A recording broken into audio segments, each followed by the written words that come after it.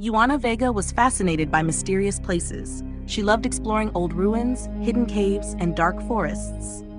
One night, while browsing online, she found a map on the dark web.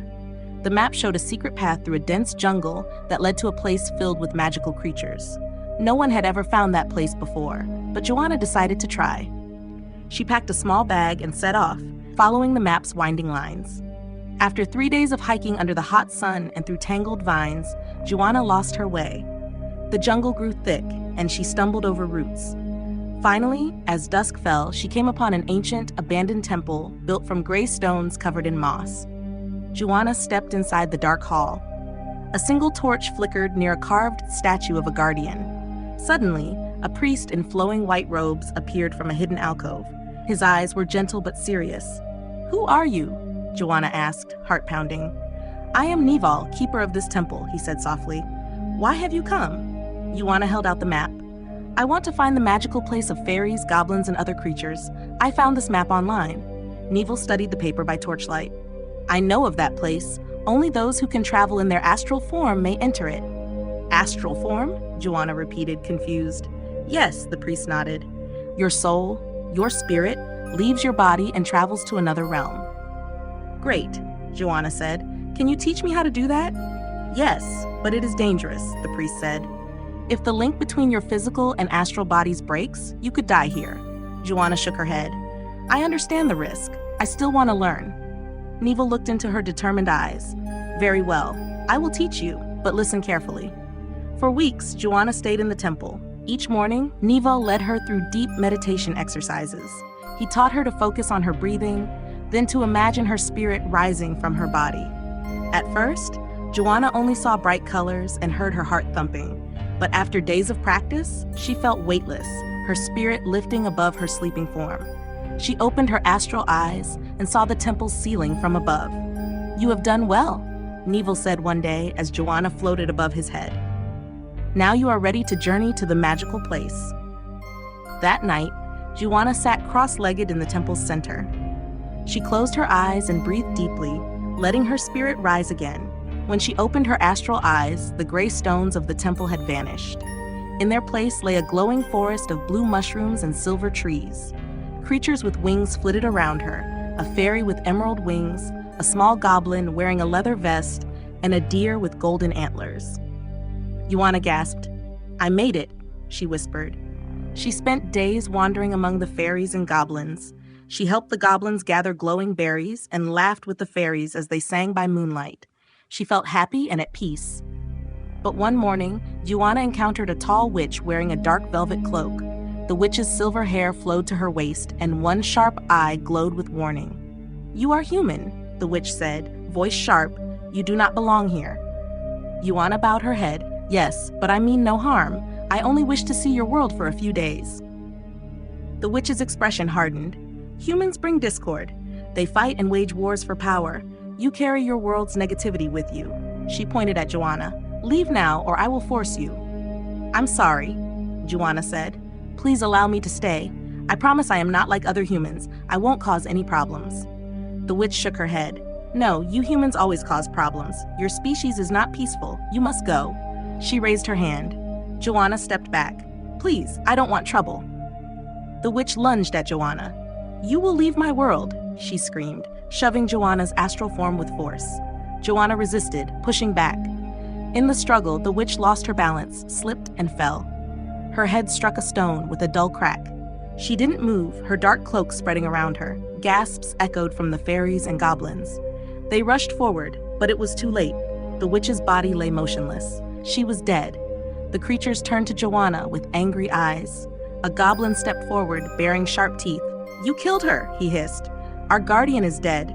You brought her down." Fear burned in Joana's chest. "It was an accident," she said. "I didn't mean to." She backed away. The goblin drew a shimmery dagger. The witch was right. Humans create wars. You brought your world's negativity with you. You must pay for your sins. Other creatures joined, brandishing sticks and stones. Joana tried to run, but they closed in. They caught her and beat her, trying to kill her. But they couldn't, as she was in her astral form. Still, the pain was enough to break the connection between her astral and physical body. She somehow escaped the magical world in her astral form, but it was too late. The link had already broken. She was dead. In her astral state, she saw her own body lying still on the cold stone floor. Neville knelt beside her, eyes wide. "Oh God, Joanna!" he cried. "I told you it was dangerous and you didn't listen. Now you're dead. I hope your spirit finds peace." A white light appeared, and Joanna's spirit faded into it. Her physical body lay unmoving on the floor of the jungle temple. A decade passed. The temple vines grew thicker, and animals made homes among the stones.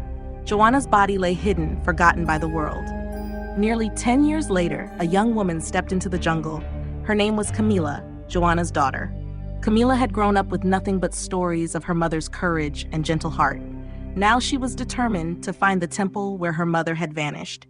After days of hiking, Camila found the ruined temple covered in vines. She walked inside, calling "Mother." She knelt beside the cracked altar where Joanna's body had lain. "Mama, I'm here." Suddenly, Neville appeared from the shadows. "Child," he said softly, "I knew you would come." He told her the whole story about her mother because she was her daughter and deserved to know. Camila looked up, tears in her eyes. "Teach me to astral travel like you taught my mother." The priest sighed. "It is dangerous. Your mother died because of it." "I don't care," Camila said. "Just teach me." Neville nodded. "Okay." He guided her through the same deep meditations he had used years ago. After weeks of practice, Camila's spirit lifted. She opened her astral eyes and found herself in the magical forest. Since the fairies and goblins had faced humans before, they eyed Camila with suspicion and attacked her. All the fantasy creatures saw her as a threat to their world because she was human, so they all turned on her. But Camila was prepared. She knew this might happen, so she had studied dark magic in her own world to defend herself in theirs. All her life, she had researched dark magic, learned powerful spells, and grown stronger. As the creatures rushed toward her, Camila summoned her magic.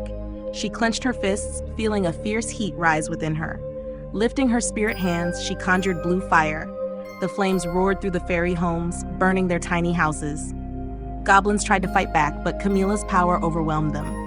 One by one, she destroyed their villages and sent the creatures fleeing.